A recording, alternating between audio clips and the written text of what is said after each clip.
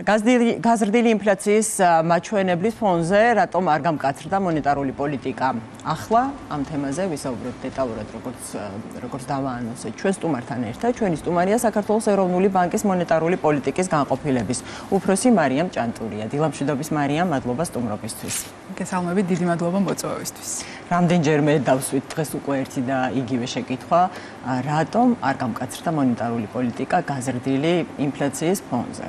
ხო, ძალიან საინტერესოა რა იყო განმაპირობებელი ფაქტორები ამ შემთხვევაში, იმიტომ რომ ვიცით, რომ ეს არის ძალიან კომპლექსური პროცესი, კომპლექსურად უყურებს ხოლმე ეროვნული ბანკი ამას და ისე იღებს გადაწყვეტილებას და რა იყო ეს ფაქტორები?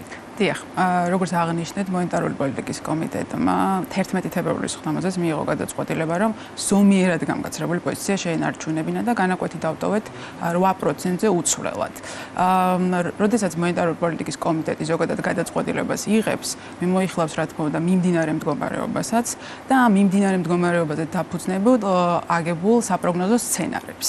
და ცენტრალური საპროგნოზო სცენარი, რომელიც ჩვენ განვაახლეთ მიმდინარე პერიოდში, ეფუძნება იმ დაშვებას, რომ მიზნობრიზე მაღალი ინფლაცია არის დროებითი ხასიათის და ეტაპობრივად უკვე 2026 წლის მეორე კვარტალიდან ინფლაცია უნდა დაუახლოვდეს მის მიზნობრივ მაჩვენებელს. შესაბამისად, გადაწყვეტილების მიღებისას, რა თქმა უნდა, მოლოდინები არის ერთ-ერთი მთავარი ფაქტორი.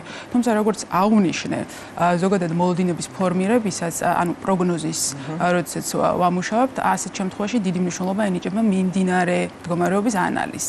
ანუ იმაყურებელს კიდე ერთხელ რომ მიმდინარე ინფლაცია ძალიან მნიშვნელოვანი, მიმდინარე მდგომარეობა და ასევე მოლოდინები, რაც ასევე განაპირობებს ხოლმე პროგნოზს, ხო?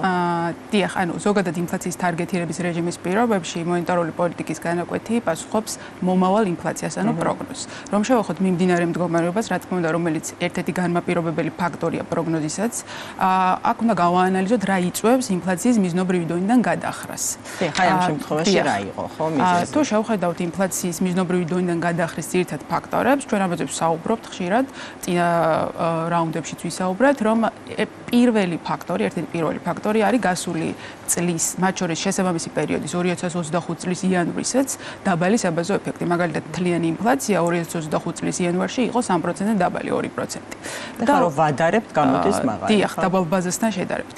დაბალ ბაზას ასევე ემატება მონეტარული პოლიტიკისგან დამოუკიდებელი ფაქტორები, რომელსაც ჩვენ უწოდებთ ეგრეთ წოდებულ ეგზოგენურ ფაქტორებს და მიწოდების მხრიდან მომდინარე ფაქტორებსაც. რას გულისხმობთ ახლა ამაში?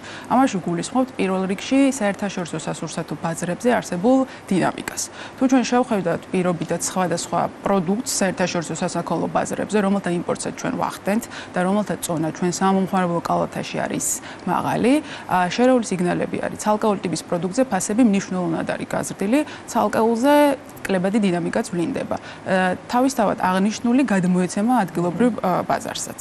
და ასევე ერთ-ერთი მთავარი ფაქტორი, რაც ემატება ამ ყოველივეს, არის ადგილობრივ ბაზარზე ცალკეული ტიპის პროდუქტზე ფასების ერთჯერადი კორექტირება და ასევე რასაც ვაკვირდებით არის ის, რომ აგრარული ტიპის პროდუქტების ფასები არის მერყევი. და ჯამურად ეს იწვევს იმას, რომ სურსათის ინფლაციის როლი არის დომინანტური მთლიან ინფლაციაში, რომელიც მონეტარული პოლიტიკისგან დამოუკიდებელი ფაქტორებით არის განპირობებული. რა არის ამ შემთხვევაში ეროვნული ბანკისთვის მნიშვნელოვანი? ეროვნული ბანკისთვის მნიშვნელოვანი არის, რომ ცალკეული ტიპის პროდუქტის ჯგუფზე, როდესაც ფასები იზრდება, მისი პირველადი ზრდა არ გადაიზარდოს ეგრეთ წოდებული ინფლაციური მოლოდინების ზრდაში. ანუ არ გადაეცეს სხვა ტიპის საგონლისო და მომსახურების ფასებს. სწორედ ამ მიზნით, რომ ინფლაციური მოლოდინების სტაბილურობა იყოს შენარჩუნებული, მონეტარული პოლიტიკის კომიტეტმა ამ ეტაპზე მიიღო გადაწყვეტილება, რომ ის ზომიერად გამკაცრებული პოზიცია, რასაც ჩვენ ახლა ვინარჩუნებთ, კვლავ დაეტოვებინა და 8%-ზე დატოვა განაკვეთი უცვლელად. დიახ, ეს მინდოდა მეკითხა თქვენთვის, რომ თვითონ როგორ უყურებს ეროვნული ბანკი ამას 8%-ზე დატოვებას და 20 თვეა, როგორც ვიცით, არ შეცვლილა მონეტარული პოლიტიკის რეფინანსირების განაკვეთი. ეს არის, თქვათ, ზომიერად სიმკაცრე, ზომიერად შერბილება, თუ როგორი შემზღუდავი ინსტრუმენტი, თუ როგორ უყურებს და აღიქვამს თვითონ ეროვნული ბანკი ამ გადაწყვეტილებას, როგორც ბიზნესისთვის, ისე ვთქვათ, სხვა მოთამაშეებისთვისაც, მაგრამ თქვენ შევპასუხეთ მაგას, რომ ზომიერად გამკაცრებულად დატოვებთ. ალბათ განვარტავ კიდევ, რას გულისხმობთ ზომიერად გამკაცრებულში. მიმდინარე შეფასებით, ეროვნული ბანკის მიმდინარე შეფასებით, გრძელვადიან პერიოდში მონეტარული პოლიტიკის განაკვეთის ნეიტრალური დონე, რომელსაც უნდა დაუახლოვდეს ეტაპობრივად ინფლაციური რისკების მილევის კვალდაკვალ მონეტარული პოლიტიკის განაკვეთი არის 7%. ნეიტრალური განაკვეთი არის ის განაკვეთი, როდესაც არც შემზღუდველია პოლიტიკა და არც ექსპანსიური. მიმდინარე ეტაპზე არის განაკვეთი 8%, აღემატება მის ნეიტრალურ განაკვეთს. სწორედ ამიტომ საუბრობთ ჩვენ, რომ კვლავ ზომიერად გამკაცრებულ პოზიციას ვინარჩუნებთ. და ეს ზომიერად გამკაცრებული პოზიცია ასევე უზრუნველყოფს იმასაც, რაც ეროვნული ბანკისთვის უპირველესი ორიენტირია, რომ მოთხოვნის მხრიდან არ იყოს ფასებზე წნეხი. და ზომიერად გამკაცრებული პოლიტიკის პირობებში ეს არის უზრუნველყოფილი. დიახ. ამ მოლოდინებზე ისაუბრა ნათია თურნავამ ცენტრალური სცენარის მიხედვით როგორ განვითარდება. რა რისკები არის? ხა გვინდა რომ ეს თემა კიდევ უფრო ჩავშალოთ. რა რისკები შეიძლება წარმოიქმნას ან მოლოდინი რა რისკებზე შეიძლება გაჩნდეს, რამაც შესაძლოა ვთქვათ ეს ცენტრალური სცენარი დაარღვიოს და გამკაცრებისკენ წაიყვანოს ეროვნული ბანკი. დიახ, აქვე გამოვიყენებ შესაძლებლობას და აღნიშნავ იმასაც, რომ სცენარებზე დაფუძნებულ მიდგომაზე გადავედით 2025 წლის დასაწყისიდან და სწორედ ამ კონტექსტში ჩვენ მონეტარული პოლიტიკის ანგარიშიც ცენტრალურ საპროგნოზო სცენართან ერთად დამატებით ვაქვეყნებთ ორ ალტერნატიულ სცენარს. მაღალი ინფლაციური რისკის სცენარს და დაბალი ინფლაციური რისკის სცენარს. ეს ყველაფერი შედარებით ცენტრალურ საპროგნოზო სცენართან. მიზეზი ამისა იყო, რატომაც გადავედით სცენარებზე დაფუძნებულ მიდგომაზე, მოგეხსენებათ ძალიან გაზრდილი გაურკვევლობა და ამ გაზრდილი გაურკვევლობის პირობებში სწრაფად ცვალებადი მოვლენები, რომელთაც შესაძლოა ცენტრალური საპროგნოზო სცენარიდან გადავხაროს. რა რისკებს მოვიაზრებთ ახლა უშუალოდ ამ სცენარებში? პირველ რიგში კვლავ განმეორდები, რომ ცენტრალური საპროგნოზო სცენარი ეფუძნება იმ დაშვებას, რომ მიმდინარე ეტაპზე ინფლაციის მიზნობრივი დონიდან გადახრა არის დროებითი ხასიათის მატარებელი და პირველი რიგის ეფექტები არ გადაიზრდება მეორე რაუნდის ეფექტებში და ამ დაშვებით 2026 წელს საშუალოდ ინფლაცია 3.7% იქნება, ხოლო სხვა რისკ სცენარებს, რა თქმა უნდა, გამომდინარე იქიდან, რომ საქართველო არის მცირე ტიპის ღია ეკონომიკა, გლობალურად მიმდინარე მოვლენები მნიშვნელოვნად აისახება ადგილობრივ ეკონომიკაზეც და ჩვენს მაღალ ინფლაციურ თუ დაბალ ინფლაციურ სცენარებშიც მათ შორის რისკები არის წარმოადგენილი როგორც გარე შოკებზე, ისე ნაწილობრივ ადგილობრივ შოკებზეც. რომ შევეხოთ გლობალურად არსებულ რისკებს, პირობითად ვახსენეთ კიდეც დასაწყისში, როდესაც ინფლაციის მიზნობრივი დონიდან გადახრაზე ვსაუბრობდით, რომ ერთ-ერთი მთავარი რისკი არის დაკავშირებული საერთაშორისო სასაქონლო ბაზრებზე, როგორ განვითარდება მოვლენები. მაგალითად, იგივე სურსათის ფასებზე, ჩვენთვის რელევანტური საერთაშორისო სურსათის ფასებზე, როგორ წარიმართება მოვლენები, ასევე მნიშვნელოვანია ენერგომატარებლების ფასები, როგორ შეიცვლება და ეს ყოველივე ძალიან მოწყვლადი არის თავის მხრივ გეოპოლიტიკური ვითარების მიმართ. შესაბამისად, გეოპოლიტიკური ვითარებაც ერთ-ერთი რისკის წყარო არის, რა თქმა უნდა. ამასთანავე ერთ-ერთი მნიშვნელოვანი ფაქტორი, რაც არის გლობალურად, არის დოლარის სუსტი პოზიცია. გახანგრძლივდება თუ არა იგი? მეც მინდოდა და ვეძებდი პატარა პაუზას, რომ ზუსტად ეგ მეკითხა, რომ რა როლს ასრულებს დოლარის დასუსტება. ან როგორ ჩაერევა, რა განმაპირობებელი ფაქტორი იქნება, ან ლარის ფაქტორს რა როლი უკავია ამ გადაწყვეტილებებში ან მოლოდინების შექმნაში. გასული კურსზე საუბრობთ, ხო? გასული კურსზე.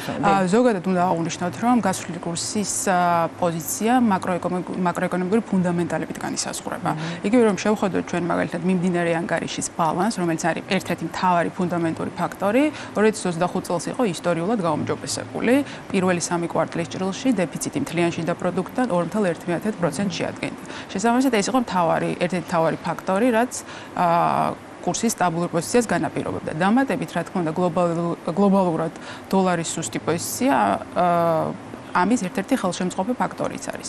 ზოგადად თუ გახანგრძლივდება დოლარის სუსტი პოზიცია, თავისთავად, რა თქმა უნდა, ეს დამატებით ლარის გასული კურსის სტაბილურ პოზიციაზეც დადებითად აისახება და დაბალ ინფლაციურ სცენარში, სხვათა შორის, ჩვენ მოვიაზრებთ სწორედ ასეთ მოვლენების განვითარებას, რომ დოლარის სუსტი პოზიცია შესაძლოა მოსალოდნელზე მეტად გახანგრძლივდეს და ასეთ შემთხვევაში იმპორტირებული ინფლაციის არხით ფასებზე წნეხი შერბილდება. მარიამ, ასევე ძალიან საინტერესოა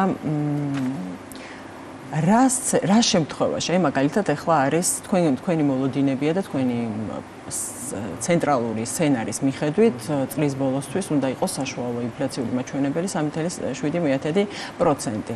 რა შემთხვევაში, აი ამ პროცესში, არა ვთქვათ შედეგის შემთხვევაში, არამედ პროცესში, მთელი 10 თვეა წინ, ამ პროცესში რამდენი უნდა იყოს ინფლაციის მაჩვენებელი თვეულ ჭრილში, რომ მონეტარული პოლიტიკა გამკაცრდეს, არის თუ არა ესეთი კონკრეტული მონაცემები, თუ მაინც კომპლექსურად უნდა შეხედოს ეროვნულმა ბანკმა. რა თქმა უნდა, ყოვლის მოუცველი ანალიზი არის შესაჭირო, თუმცა მაღალი ინფლაციური სცენარიც, რომელიც ვახსენე, ცენტრალურ სცენართან შედარებით მოიაზრებს სწორედ მონეტარული პოლიტიკის უფრო მკაცრი პოზიციის შენარჩუნებას, ან უფრო გამკაცრებას. მაგალითად ეს მაღალი ითვლება 5%-ზე მეც თუ რამდენად? გეტყვით, აი თვიურ ჭრილს ჩვენ პროგნოზებს არ ვაქვეყნებთ, ვაქვეყნებთ კვარტალურ ჭრილში და 2026 წელს რომ შევადაროთ, მაღალი ინფლაციური სცენარი ცენტრალურ სცენართან შედარებით დაახლოებით 0.9% პუნქტით უფრო მაღალ ინფლაციას მოიაზრებს. ანუ 3.7% თუ არის ცენტრალური პროგნოზი, 4.6% არის დაახლოებით მაღალი ინფლაციური სცენარი. დაბალი ინფლაციური სცენარი დაახლოებით 2.9-2.8%.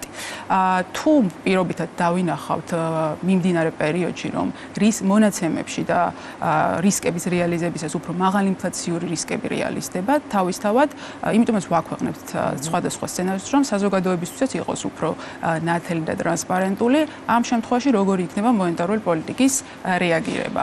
თუ დავინახეთ, რომ მაღალი ინფლაციური სცენარისკენ გადაიხარა მოვლენები, მათ შორის იმიტომაც, რომ თუნდაც მიზნობრივზე მაღალი ინფლაცია ხანგრძლივად შენარჩუნდა, რამაც შესაძლოა ინფლაციური მოლოდინების ზრდის რისკები გააძლიეროს, ასეთ და დამატებით გლობალურად რაც ვახსენე რა რისკებიც მოსალონელზე უფრო მწვავე თუ აღმოჩნდა და დაემატება, ასეთ შემთხვევაში მონეტარული პოლიტიკის რეაგირებაც იქნება უფრო მკაცრი, რა თქმა უნდა, რათა ფასების სტაბილურობა უზრუნველყოს. აი ხანგრძლივად შენარჩუნებაში რას გულისხმობთ, ხო? ეს ერთი თვეა, ორი თვეა, ერთი კვარტალია, თუ რა? ჩვენ საუბრობთ ზოგადად საპროგნოზო ჰორიზონტზე და მათ შორის 2026 წლის განმავლობაში, როგორც აღნიშნე, საშუალოდ იქნება უფრო მაღალი, 4.6% მაღალი ინფლაციურით. ანუ მთელი წლის საპროგნოზო ჰორიზონტზე საუბრობთ. ცალკეული მერყეობა თვის ჭრილში შესაძლოა იყოს, მაგრამ ჩვენ რომ შევხედოთ საშუალო წლიურად ვატარებთ სცენარებს. ხო, მაინც მაყურებელმა რომ იცოდეს რა არის თქვენი საპროგნოზო ჰორიზონტი. ძალიან დიდი მადლობა მარიამ. საინტერესო იყო ძალიან ამ მიმოხილვის მოსმენა. ჩვენი სტუმარი იყო მაყურებელს შევახსენებთ საქართველოს ეროვნული ბანკის მონეტარული პოლიტიკის განყოფილების უფროსი მარიამ ჭანტურია.